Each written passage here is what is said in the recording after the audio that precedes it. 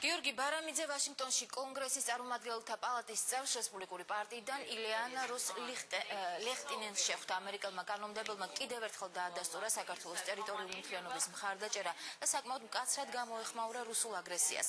ლეხტინენის თქმით, შეერთებული შტატები ყოველთვის იქნება საქართველოს მეგობარი და მას იმედი აქვს, რომ ამერიკა უფრო მეც გააკეთებს ქართული ხალხის რუსული აგრესიისაგან დასაცავად. ბარამიძე ვიზიტის ფარგლებში ასევე შეხვდა სენატორ როჯერ ვიკერს მისისიპის შტატიდან, სიტყვით გამოვიდა მარშალის ფონდში, სადაც საქართველოს ნატოსთან ურთიერთობაზე ისაუბრა. ასევე დაგეგმილია შეხვედრა ჰილარი კლინტონის თანაშემწესთან და მისი გამოსვლა რუსეთის თემისადმი მიძღვილ კონფერენციაზე.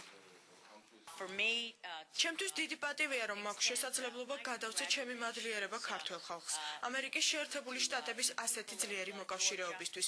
ვიცი, რომ ეს დიდი მსხვერპლია, მათგან იყვნენ ჩვენს გვერდით ერახში, ავღანეთში. რაც შეგვიძლია ისაა, რომ დავეხმაროთ ქართველებს დაიცვან თავი რუსული მთავრობის აგრესიისგან.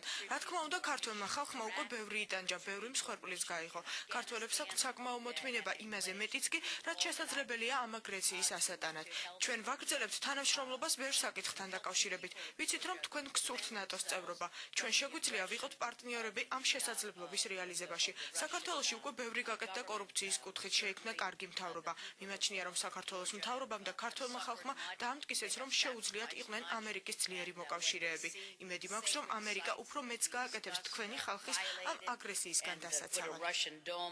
ჩვენ ხედავთ, რომ კონგრესში არის ძალიან ძლიერი ხარდაჭერა, ძალიან ძლიერი ჯგუფი, რომელიც კონგრესმენებისა და სენატორებისა, რომლებიც უჭერენ საქართველოს დამოუკიდებლობას, ტერიტორიულ მთლიანობას, სუვერენიტეტს და მის ნორმალურ განვითარებას მხარს, უჭერენ საქართველოს ნატოში ინტეგრაციას.